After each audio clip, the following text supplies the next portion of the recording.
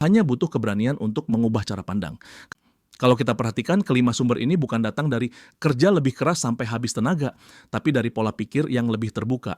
Dari kesadaran bahwa uang tidak hanya soal berapa banyak yang kita dapat, tapi bagaimana kita mengelola, belajar, membangun relasi, berkreativitas, dan memberi.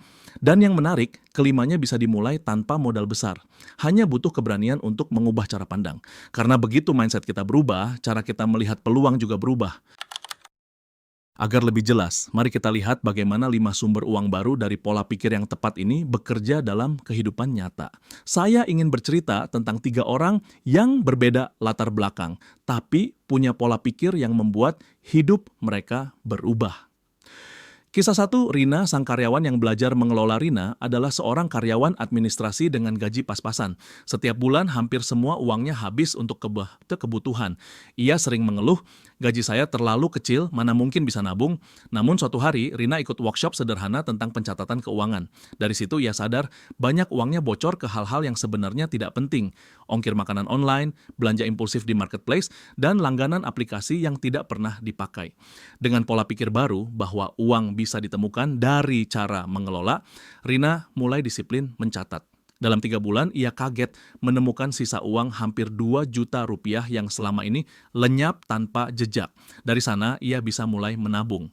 Buat Rina, uang itu benar-benar terasa seperti sumber baru, padahal sebenarnya berasal dari kebocoran yang berhasil ia hentikan. Kisah 2, Dimas, si freelancer yang menemukan nilai pengetahuan. Dimas bekerja sebagai fotografer lepas. Pekerjaannya kadang ramai, kadang sepi. Suatu kali saat orderan sedang sepi, ia memilih untuk mengisi waktu dengan belajar editing video dari YouTube. Awalnya hanya untuk mengisi kekosongan. Ternyata tak lama kemudian ada klien yang bertanya, "Mas, bisa sekalian edit video juga?" Dimas pun berani menjawab, "Bisa." Dari situ ia mendapat tambahan penghasilan baru.